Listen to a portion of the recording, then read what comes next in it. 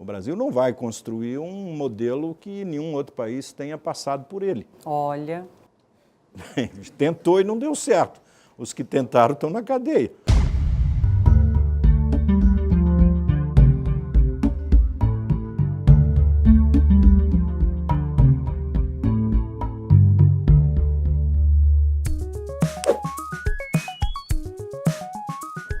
O Canal 1 Brasil conversa com o cientista político Paulo Delgado e o economista Fábio Pina. Esse debate é realizado em parceria com o Clube Caia Pós e a FEA USP de Ribeirão Preto. Bom, boa tarde a todos. Obrigada a essa plateia aqui de estudantes, super bacana para a gente falar sobre o futuro do Brasil. Eu vou começar com o Paulo Delgado, que é cientista político, tem 6 mandatos de deputado federal no seu histórico, ou seja, é um cara que conhece profundamente a política brasileira, foi constituinte. Paulo, eu começo te fazendo uma pergunta seguinte. Com a sua experiência, você já viu um quadro eleitoral parecido um pouco com esse que o Brasil está vivendo hoje? E quando você olha para isso, qual é o aprendizado desde já que a gente tem, mesmo antes da eleição acontecer? Não, eu acho que, bem, primeiro, boa tarde a todos vocês, os jovens, e Pina, você, Thaís. Eu acho que o que nós estamos encontrando hoje no Brasil é uma visão que o sistema político perdeu, inclusive, a noção das leis da evolução genética. Porque é como se o darwinismo não existisse para a política. Eles criaram uma lei eleitoral que encapsularam o sistema político dentro da lei, e em outubro os eleitos já estão decididos desde hoje. Porque não tem como votar em mais ninguém. Ou seja, nós poderemos ter a maior não renovação do Congresso Nacional, da história do Congresso Nacional. Porque criaram uma regra em que o financiamento é dado para as oligarquias partidárias. As oligarquias partidárias, que são conhecidas e antigas, elas têm os seus candidatos preferidos.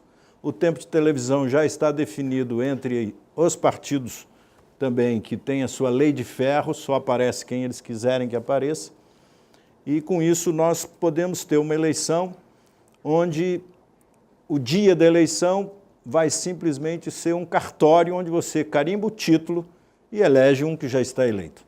Mas isso não vale para a presidência da República, que, aliás, é o único quadro que a gente não tem nenhuma indicação do que pode acontecer, né? Pois é, mas vale para quê? Para um cenário de crise no futuro, em que o parlamento não tem legitimidade, o parlamento é velho, embora tenha acabado de ser eleito, ele já nasce velho, porque é como se fosse um ossário de ancestrais, são os de sempre que vão ser deputados, senadores, e o único personagem que pode desequilibrar o jogo é o presidente da República, se também não for uma pessoa desse ossário de ancestrais, né? E isso não tem a ver com idade, porque no Brasil as pessoas, às vezes um velho é mais novo do que uma pessoa nova, dependendo do partido político. Eu não vou dizer aqui quais, por exemplo, mas se você disser, fulano é jovem e está no partido tal, eu digo, é um velho. Eu falo, fulano é velho e está no partido tal, é um jovem. Por quê? Porque a filiação partidária hoje no Brasil não representa mais jovialidade, não apresenta mais juventude. Há outros caminhos de representação. Então é um cenário para o parlamento extremamente negativo. E para presidente da República nós podemos discutir aqui quem que pode ser o presidente da República do Brasil, porque dá tempo ainda de arrumar um candidato que não esteja inscrito dentro do que estão aí. Podemos discutir os que estão aí, 22 candidatos. Já são 22? Já são 22. Eram 18 até outro dia? Só vai crescendo cada dia. Aí você imagina uma casa e uma cozinheira tem 22 receitas para o almoço, ninguém come. Porque um país não pode ter 22 receitas. Um partido político se lança um candidato a presidente da República, ele está lançando alguém para governar a sociedade nas receitas e nas fórmulas que estão aí na sociedade mundial. Não há novidade no mundo, não é? O Brasil não vai construir um modelo que nenhum outro país tenha passado por ele. Olha. Tentou e não deu certo. Os que tentaram estão na cadeia, não é? Bem, não sei se vocês estão rindo do que eu estou falando. né? Acho que é de nervoso. Eu vou agora a gente vai relaxar um pouquinho, porque será que dá para relaxar, Fábio, com a situação que a economia está vivendo hoje? Quer dizer, a inflação tá em queda, os juros estão caindo, a economia está se recuperando, o PIB vai crescer 2,5%, 2,8% esse ano. Então, esse quadro é um alento para o desalento do lado de cá? Eu estou aqui, direita e esquerda, não necessariamente dependendo do ponto de vista. Vocês estão aí olhando esquerda e direita, né? Então, estamos aqui divididos entre a economia e a política hoje. Eu queria lembrar que a incerteza é péssima para a economia. Não dá para dissociar totalmente a economia de política. Isso é um fato. Lembrar também que já são 23 candidatos, da hora que ele falou até agora, da hora que o deputado já tem mais um. Eu sou o egresso da FEA também, da FEA lá de São Paulo, colega de todos vocês. Normalmente eu almoço com mais 2 colegas de vocês, os 2 em posições bacanas de analisar o mercado. Um é o Caio Megali, que é o secretário do João Dória hoje, e o outro é o Ricardo Amorim, né, que é conhecido pela Rede Globo. E no último almoço, o Ricardo Amorim perguntou 2 coisas para mim. Pina, você viu, tem visto o discurso da Marina? Eu falei assim, tenho. O que você achou? Muito bom. E tem visto o discurso do Bolsonaro? Eu falei assim, tenho. O que você achou? Muito bom. Aí eu falei, e ele falou, você acredita? Eu falei, não. Porque se você tem um momento em que o discurso da Marina e do Bolsonaro ficam sobrepostos, tem algum problema no país, ou neles. E aí eu sempre digo, nenhum cidadão, nenhum candidato é tão bom quanto o seu discurso. Isso que gera um monte de incertezas. O que a gente tem de certeza? Uma inflação baixa, a gente tem de certeza, o juro caiu para a menor taxa nominal, não real. Certezas, né? Certezas. Nós temos essas certezas. E por que o mercado deu uma parada no otimismo nos últimos meses? Ele veio crescendo, quer dizer, se a gente olhar alguns indicadores de confiança, a Federação do Comércio produz vários, de empresa, indicador de confiança do consumidor, eles cresceram ao final de 2016 e no começo de 2017, primeiro semestre, fortemente. Uma mudança que não tinha chegado na produção, não tinha chegado no emprego, não tinha chegado no consumo nem na inflação, mas uma mudança de direção. No segundo semestre, a confiança do consumidor continuou crescendo e dos empresários, já com algum resultado desta mudança na produção e no emprego. Se viu isso, o governo Temer promoveu isso. A política econômica do governo Temer promoveu uma mudança que voltou a gerar empregos e voltou a fazer o crescimento da indústria. 4 anos o IBGE, a indústria caindo, no ano passado cresceu um pouco. Varejo idem, 3 anos de queda e cresceu um pouco. Não podemos esquecer que em 3 anos de crise, o país perdeu 8% do PIB. Eu considero 14, 15, 16, uma crise não é cronológica, mas é para facilitar o discurso. O país perdeu 8% de PIB, quando deveria ter crescido 6%, na pior das hipóteses, 2% ao ano, conta de botequim, o Brasil ficou 14 pontos de PIB para trás. O país perdeu mais de 20% do consumo, as famílias reduziram 20% do consumo nesse período. Então, o que a gente recuperou em 2017 é uma fração do que a gente tinha perdido, mas isso pode dar uma dimensão do tamanho da crise. Essa confiança no segundo semestre, eu também estou localizando para facilitar. Final de 16, começo de 17, o que cresceu foi a confiança num novo modelo, ou seja, aquele modelo antigo não deu certo. Então, temos um novo modelo, vamos confiar nesse modelo. Esse modelo gerou resultados, a confiança cresceu mais um semestre, até o final do ano passado, já com resultados de emprego, como falei, renda, juro para baixo, inflação, uma forte queda, né?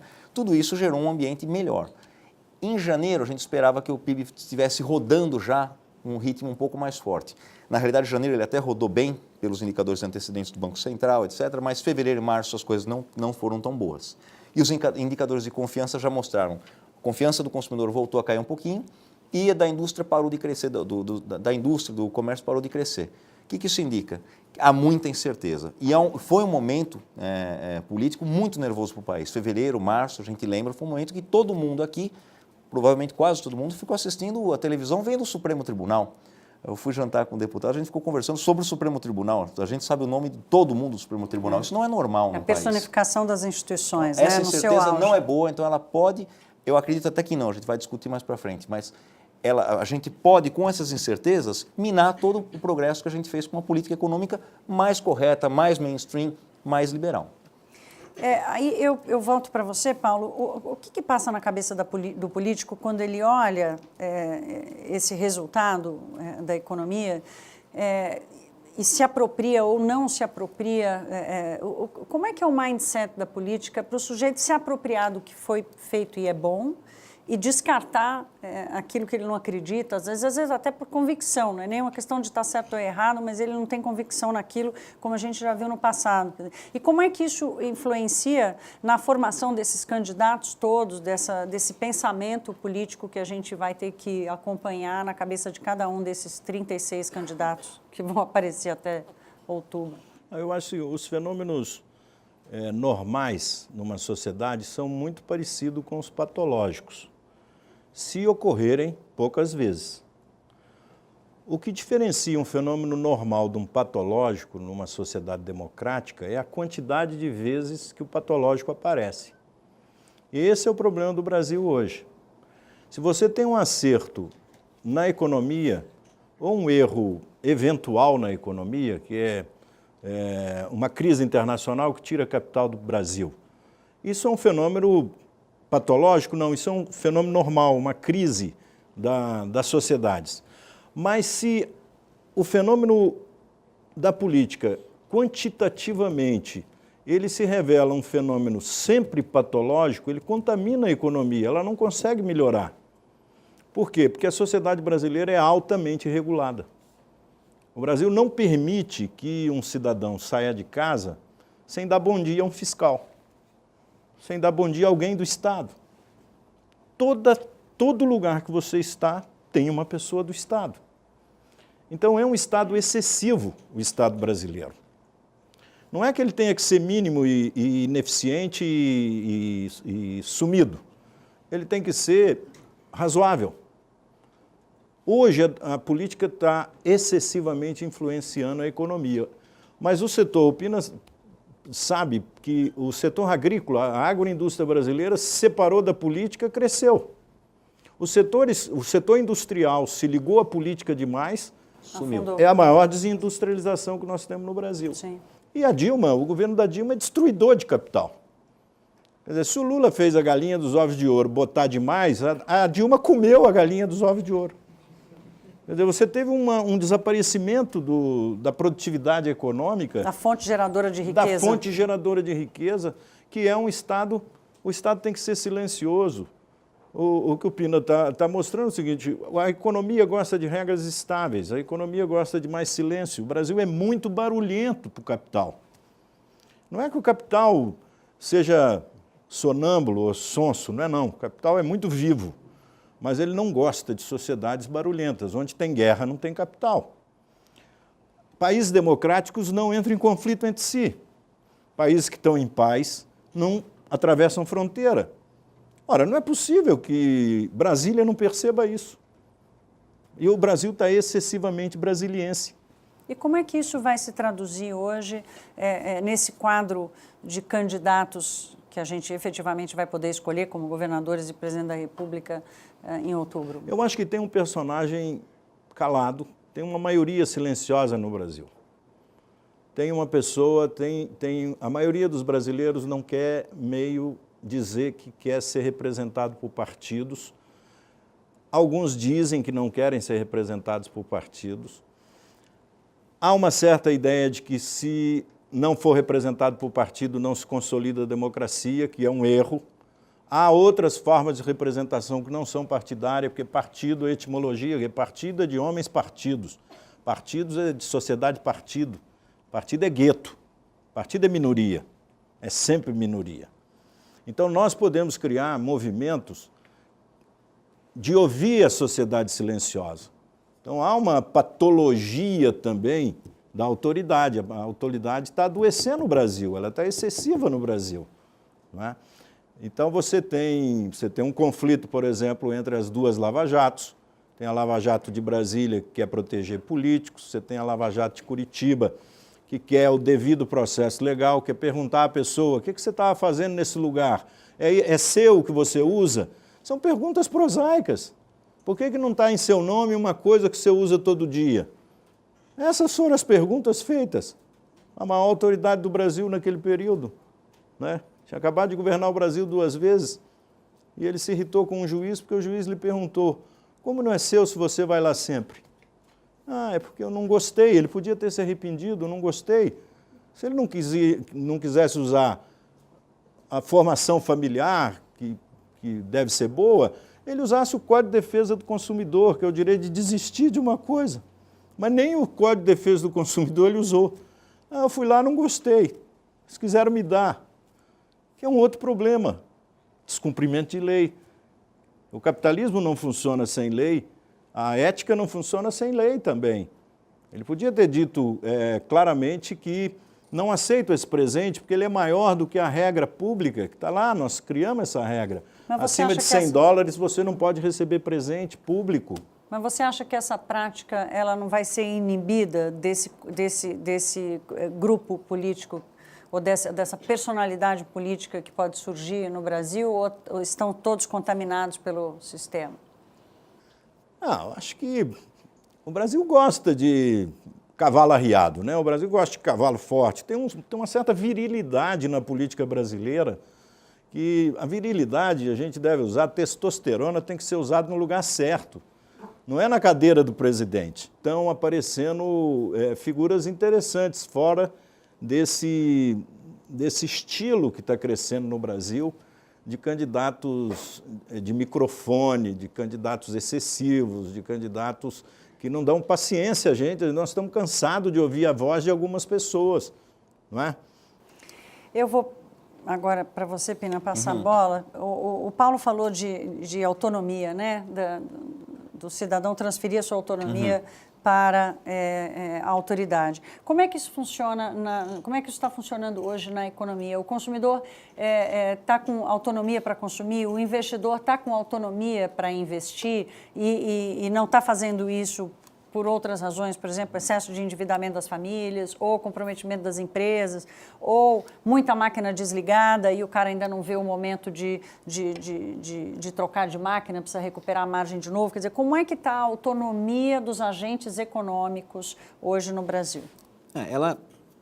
No Brasil, normalmente, ela é aquém do que a gente deveria ter. Eu vou partir de um ponto que o deputado falou: o setor público é excessivo. E quando isso implica que o setor privado ele é restrito. Se o setor público é excessivo, é porque ele invade a vida do consumidor, ele invade a vida da empresa e invade no sentido que foi dito, não é? É óbvio que tem que ter regra, tem que ter imposto, tudo isso é normal. O tamanho, na federação a gente chama, não tem que ter estado mínimo, isso é uma besteira, porque qual é o mínimo? Tem que ter um estado ideal. A gente não sabe direito qual é, mas não é desse tamanho, com certeza é menor do que esse, em todos os aspectos. Se ele invade a vida do cidadão, se ele invade a vida do consumidor, através de tributos ou de regras e mais, ele invade a vida do empresário através de tributos, de regras e mais, ele minimiza a ação do investimento. Ele reduz essa autonomia. Ele reduz a autonomia, ele reduz a autonomia financeira especificamente. Quando a carga tributária é 40%, seja para o consumidor, seja para a empresa, tem menos recursos para investir ou para consumir. Começa aí. Depois ele cria regras em cima de regras, em cima de regras. A gente tem regra para importar banana no Brasil, ou tem gente que quer regra para importar banana. Quando você cria regra em cima de regra, você diminui a capacidade que o consumidor tem de decidir, né? O protecionismo é uma coisa no Brasil que ainda é muito arraigada. Ou seja, esse capitalismo, quase capitalismo que o Brasil tem... Muita gente não tem essa impressão, não, né? tem, mas esse quase capitalismo que o Brasil tem, onde que vai no o amigo do supermercado, vê rei... tudo quanto é tipo de produto importado e acha que o Brasil é um país aberto. Não é, ele é pouco aberto. Já melhorou, mas esse quase capitalismo que o Brasil tem, onde os amigos do rei têm vantagens, outros não, acaba levando a indústria tem a ideia de... Eu queria ter dois câmbios, um para eu importar bem baratinho e um para eu exportar bem alto. Se pudesse ser assim, né, um câmbio para o passivo e um câmbio para o ativo seria excelente. Vamos proteger, mas não aquelas máquinas que eu preciso importar. Proteger só aquilo que eu produzo com elas, que eu seja o único produtor do universo aqui no Brasil. Então, esse tipo de capitalismo é feito através do governo e dessa união que foi dita de outra forma pelo deputado, de um governo com seus amigos. Então, eu protejo meus amigos, eu desprotejo o resto da sociedade. O consumidor não tem graus de liberdade como ele teria em outros países mais liberais. A indústria, o concorrente não tem como concorrer com este tipo de acordo. Então, o Brasil, infelizmente, tem um semicapitalismo, né? E tem um semicapitalismo que a gente está colocando em xeque nessas eleições. Eu acho muito bom. Na realidade, é a primeira vez que eu vejo, em eleições, um grupo muito grande de candidatos adotando assessores econômicos que são o mesmo, né? Você fala no Pércio Arida, no Armínio Fraga, no Paulo Guedes, você vai falar, todos eles são o mesmo. Poucos estão gritando o contrário. O pouco é aquele que eu falei no começo. Mas as incertezas são muito ruins para toda a indústria, para todo consumidor. Só não são piores que algumas certezas. Se tiver certeza que um candidato populista ou que despreza a reforma, como o deputado falou, reformista, não for reformista, que despreza esse mundo novo, o capitalismo de verdade, as indústrias vão colher seu capital muito mais rapidamente, elas vão se recolher muito mais rapidamente. Se houver só alguma incerteza normal do período eleitoral, eu acho que aí algumas vão apostar, outras vão tirar de campo. Mas uma coisa que foi dita aqui um pouquinho antes de mim, se a eleição for muito xoxa, é muito bom para o Brasil. Ao contrário do que se imagina. Uma eleição onde o país, onde se guerreia, isso eu aprendi com o deputado, onde a família briga entre si, é uma eleição péssima para o país. Se você tiver briga dentro de casa para escolher o candidato, o país inteiro está brigado. Então, uma eleição xoxa, com um candidato xoxo, sem vontade, sem você ir para a rua com bandeira, em vez de ir para disputar a Copa do Mundo, você vai com bandeira por causa de partido, o Brasil está enlouquecendo nesse sentido, seria muito bom para a economia. Por quê? Porque seria a certeza de que muito pouca coisa vai mudar do que é racionalmente pensado. Hoje, a política econômica do Brasil está apontando para um caminho correto. Então, a gente ter certeza, olha, nesse aspecto vai mudar muito pouca coisa. A gente vai discutir, eu gostaria de estar discutindo no Brasil, não a política econômica, para mim é óbvia qual é. Eu queria estar discutindo outras coisas, comportamento, né? A microeconomia, discutindo outras coisas, discutir qual é o papel da internet, sabe? Quando eu vejo as discussões em outros países, o que eles estão discutindo, a gente chega até a achar ridícula a discussão. Por quê? Porque a gente, infelizmente, não chegou nem lá. A gente está discutindo o básico, a gente não pode mais discutir o básico, principalmente em economia. Bom, o básico hoje no Brasil é falar de reforma da Previdência, que é o tema que vem. Eu não quero nem muito entrar no tema específico da reforma da Previdência, que eu acho que o interessante a gente explorar aqui, Paulo, é um pouco do comportamento da política, né, para a gente entender. O Congresso Nacional tem lá a reforma da Previdência, que é a reforma mãe que precisa acontecer, não é mais uma questão de escolha, e tem outras mudanças que precisam acontecer que também estão lá, por exemplo, o cadastro positivo ou a reoneração das empresas, enfim, outras coisas que estão mais ligadas à microeconomia, mas que fazem parte dessa composição de um Estado mais eficiente, por aí vai. Por que a política brasileira, por que o Congresso não está tomando decisões responsáveis? Já não está esgarçada demais ou completamente rota essa corda da flexibilização do debate político em cima de mudanças importantes para o país? Eu vejo o seguinte, tem dois subprodutos do período petista que são muito fortes e que tem uma transição, o Brasil está mudando, só que o principal personagem do período está vivo. Agora está encarcerado, mas ele está vivo e está mandando carta de dentro da cadeia, está glamourizando a prisão, está trazendo o prêmio Nobel aqui para visitá-lo, ou seja, ele não consegue deixar o passado passar.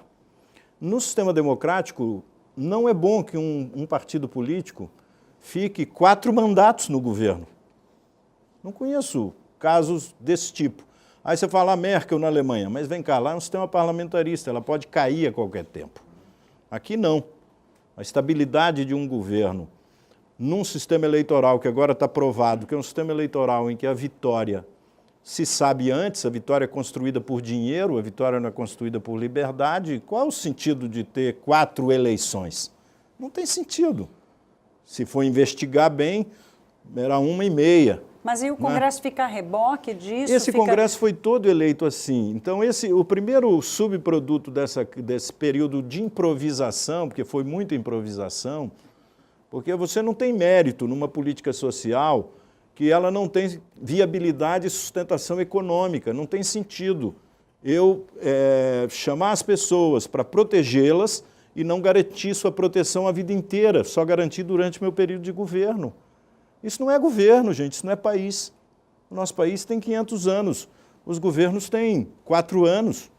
Então, se você tem insuficiência de análise econômica para sustentar uma política social, você tem irresponsabilidade administrativa, gestão mal feita, crime contra a esperança popular, isso é crime também. Mas esse crime não é imputado à política hoje que se recusa, por uma questão de jogo político, se recusa Pois é, aí vem o problema que ele se espalhou pela federação, ele atingiu municípios, ele atingiu câmaras de vereadores, ele atingiu assembleias legislativas, ele contaminou o sistema federativo brasileiro. Mas aí vem um outro subproduto desse problema, que é essa degradação dos partidos, que faz o Congresso não ter função relevante. É o problema que o Pina disse, é o desprestígio do capitalismo no Brasil. O capitalismo no Brasil é desprestigiado. Se você perguntar, outro dia um amigo meu que mora na Europa há muito tempo, que aliás é meu irmão, eu perguntei, você não vai voltar para o Brasil? Ele falou assim, só quando ficar pronto. No Brasil nunca fica pronto. Entendeu? É pior que obra de igreja, quer dizer, nunca fica pronto, tem sempre um barulho, um bate-estaca, alguém subindo, alguém caindo, essa coisa. O país não é normal, não é? O país não é normal. E aí tem dois erros. Por que o capitalismo não se solidifica? Porque pela direita, a direita não vê defeito no mercado. E pela esquerda, a esquerda não vê qualidade no mercado, são dois pecados polarizados, das duas pontas da sociedade. Por isso que está crescendo muito a ideia de que é pelo centro que nós podemos avançar. Mas esse centro está totalmente fragmentado hoje, não existe uma unidade nessa... Só do pensamento, mas não da liderança. Não vai existir. Eu acho que tem 10 candidatos de centro, você tem razão, tem 10 candidatos de centro, desses 23, né? Então, 4 agora. Se ele se juntassem e virassem um ou dois, o Rio de Janeiro é um exemplo clássico, não precisa nem de imaginar o que vai haver em outubro, vai haver, se continuar desse jeito que houve no Rio de Janeiro. 2 minoritários, um com 15%, um com 12%, foram para o segundo turno, o prefeito do Rio de Janeiro é um prefeito minoritário, 70% perderam a eleição. Como é que pode alguém governar um país se 70% não votaram nele? Ou seja, ou não compareceram ou não votaram nele. Nós podemos ter um presidente da República sem legitimidade nenhuma. E podemos ter um Congresso... Como é que a política lida com isso? A política... Eu não gosto de fazer associações de saúde quando você analisa comportamentos institucionais, mas é uma esquizofrenia, é um diagnóstico que você tem que hoje ver dos líderes políticos. Eles não exercem mais os mandatos, eles querem preservar o mandato. Alguns, se derem opinião, perdem a eleição, porque se falar, perde. Então eles ficam quietinhos, conspirando, fazendo intriga, não é? O Ministério Público, por sua vez, criou no Brasil uma certa patologia da desinfecção. Ninguém é limpo. Se bobear, nós vamos morar na UTI. E com um procurador dando injeção em todo mundo. Está tudo bem, o procurador é uma pessoa interessante, mas o procurador, gente, como é que chamava o procurador quando eu tinha a idade de vocês? Chamava promotor de justiça. Hoje ele é procurador de crime. Ele não olha o comportamento legítimo. Ele só olha o comportamento viciado, ele só olha para o cidadão ilegal. Ora, a maioria dos brasileiros quer ser legal. Quando você vê um menino na esquina vendendo um chiclete, você vê ali às vezes uma família toda vendendo saco de chão, 10 por não sei quanto, essa pessoa quer ser legal. É um absurdo o governo não legalizar essa pessoa. Por que não legaliza? Porque vem lá a Justiça do Trabalho, que é litigiosa, e não existe justiça se o juiz já tem lado antes da sentença. Ora, o trabalhador é santo? Não, ele pode ser litigante de má-fé também. O juiz tem que ser uma pessoa serena. Então, ele não deixa registrar o pequeno, porque se o pequeno emitisse uma nota fiscal, pagasse um imposto de 1%, 2%, um imposto pequeno, ele seria legal, ele seria um microempreendedor. Qual a sua profissão? Vendedor de saco no farol. Aí eu vou... É uma profissão. Engraxar sapato é uma profissão. Falando de profissão, falando de mercado de trabalho, a gente ali fora estava falando desse desafio que a gente está tendo hoje no mercado de trabalho no Brasil, que é de distinguir aquilo que é formal, aquilo que é informal, onde está a qualidade disso ou a má qualidade disso. Quer dizer, o nosso histórico nos traz aí para o debate o seguinte: só é formal no Brasil quem tem a carteira assinada. Uhum. Né? Com a modernização da economia, e aí não é só no Brasil, mas no mundo todo, quer dizer, essa única âncora de percepção do que é ser um trabalhador formal no Brasil, e a reforma trabalhista mata isso na raiz, mas de qualquer forma a gente ainda não aprendeu o que é ser formalizado, o que é estar legalizado ou formalizado no mercado de trabalho, sendo reconhecido, inclusive, pelo Estado como sendo? Eu vou começar de uma observação. A recente situação que se tornou oposição, do dia para a noite começou a dizer que a recuperação do emprego era através de precarização do novo tipo de emprego. Não, primeiro que as coisas não mudaram quando uma presidente sai e o outro assume, não mudou do dia para a noite. Não é assim que as coisas acontecem em economia, né? Nem na indústria, em nenhum lugar. Mas agora está melhorando o emprego porque se precarizou o emprego, então o cara não é mais desempregado, mas a rigor ele está precarizado. Eu não conheço forma mais precária do que o desemprego. Ainda que aquilo que se chame de emprego não seja o desejado, o desemprego é pior, senão a pessoa não escolheria isso. Isso é um outro ponto. O setor público brasileiro, o legislador brasileiro, ele tem a mania de achar que ele sabe realmente o que é melhor para todos os outros. Então, você não sabe onde procurar emprego, eu sei como te dar um emprego. É um outro erro grosseiro desse paternalismo brasileiro. Segundo, a legislação trabalhista talvez fosse a coisa mais velha que existia no Brasil em vigência. Agora, nós trabalhamos muito, nosso conselho, na Federação do Comércio, a gente, justamente na reforma trabalhista. A reforma vem para criar esse novo modelo onde quem vende sapato, quem engraxa sapato, quem vende pano, é empresário. Quem vende, e ele escolheu aquilo. É melhor do que não vender e passar fome. É claro que é melhor ser no comércio, então, essa é uma realidade que vai crescer ainda mais. Uma realidade enorme. Você vai ver quanta gente quer ser formal e não consegue. O governo não deixa. Ou faz de conta que deixa, depois que você vira formal, você vira uma vítima, né, de achaque, basicamente. O que acontece, você vira uma vítima de um achaque do governo. Ele te ilude para, criamos o MEI, criamos o Simples. Olha que você entra lá, depois de um tempo que essas empresas se tornam relevantes, começam a criar novos tributos, aí você vira um refém daquele novo modelo. Isso tem que acabar no Brasil. A gente tem que ter uma relação mais saudável entre o setor público e o setor privado. E o setor privado, a rigor, a gente sempre esquece de falar, é quem sustenta o setor público. Ele não pode ficar a reboque do setor público. O setor público tem que ficar a reboque de quem produz e de quem paga os impostos, não o contrário. O setor público é o único setor no Brasil que, quando ele tem, na realidade no mundo, mas no Brasil é mais evidente, quando você tem um problema de caixa, qualquer família aqui que tiver um problema de orçamento vai olhar onde vai cortar. Vou cortar a TV a cabo, vou cortar o plano de saúde, vou mudar de escola meus filhos. É assim que a gente faz o ajuste de caixa.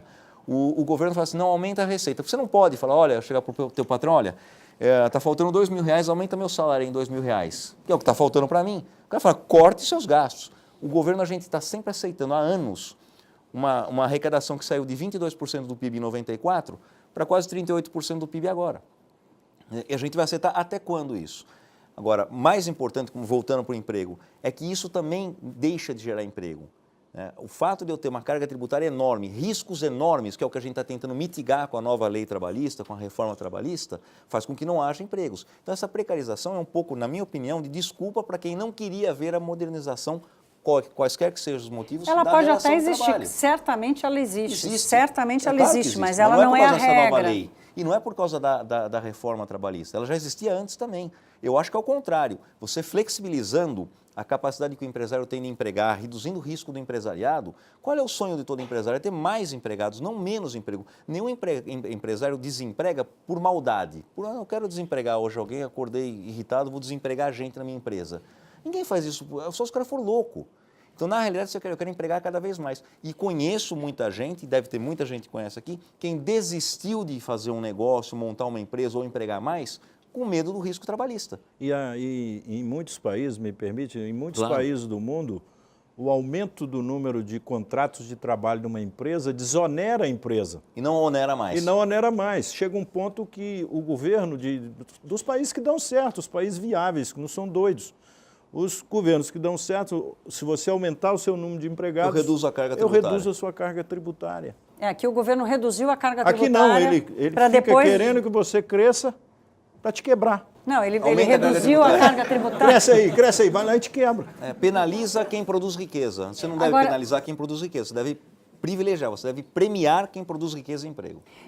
Falando especificamente desse momento do Brasil, o que eu tenho visto é que os economistas não conseguem fazer uma projeção, nem para esse ano, nem para o ano que vem, talvez para 2020, mas ninguém se arrisca tanto, de uma taxa de desemprego de um dígito. Quer dizer, a gente vai, tudo bem, em 2014 a gente tinha 6% de desemprego, era uma utopia, quer dizer, aquilo não era sustentável, mas de qualquer forma também nós vamos conviver por mais tempo com uma taxa de desemprego, mesmo que a estatística tenha dificuldade de contabilizar esse novo trabalho, nós vamos conviver com taxas de desemprego ainda elevadíssimas esse ano que vem, quer dizer, nós vamos, até quando a gente vai por muito tempo, a isso? gente não pode esquecer, eu comecei falando, essa foi a maior crise da história do Brasil.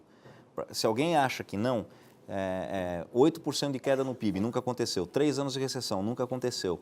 20% de queda no consumo, nunca aconteceu. A gente saiu de 6 milhões a 6 milhões e meio de desempregados, que dava 6 a 6,5%, grosseiramente falando, para 14 milhões de desempregados. São 7 milhões e meio, 8 milhões de pessoas que perderam o emprego nesse período. Esse é o tamanho da crise que foi herdada por uma nova, não vou falar nem por um novo governo, por uma nova visão de política econômica, que é mais importante, porque senão parece que você é partidário do governo. Não é isso. A visão de política econômica desse governo, na minha opinião, é muito melhor do que a anterior. Então, na realidade, a economia brasileira vai demorar muito tempo. Eu não vejo, nem em 2019, nem em 2020, uma taxa de, talvez de um dígito sim, você voltar para 9 milhões, mas voltar para os 6 milhões, 6, 7 milhões de desempregados, que eu consideraria no Brasil a taxa de desemprego friccional, ou seja, o quase pleno emprego no Brasil, eu acho que nós vamos demorar mais se a gente fizer tudo certo. Se fizer errado, o preço vai ser caro. A gente não pode esquecer que quando o último governo populista assumiu, tinha caixa, tinha saldo em caixa para gastar, tinha condição de fazer besteira e financiar as besteiras populistas, aumenta o consumo, dá crédito para quem não precisa de crédito, reduz a carga tributária de setores já. A indústria automobilística não é um setor nascente no Brasil, foi muito beneficiada nesses momentos.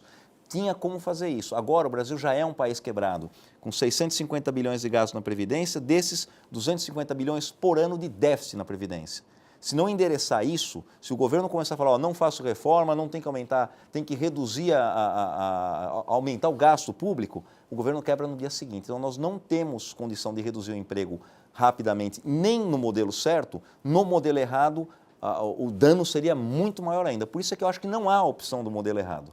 Eu não sou tão preocupado com relação às eleições, porque não há opção da gente errar. Nós estamos, nem sempre um passo à frente é bom, né? Quando você está na beira do precipício, não é bom dar o passo à frente. É bom dar um passo para trás. Bom, muito obrigada. A gente vai encerrando o debate. Eu queria agradecer ao Paulo e ao Fábio Pina nessa conversa que a gente teve aqui na FEA USP de Ribeirão Preto, em parceria com o Clube Caia Pós. Até uma próxima.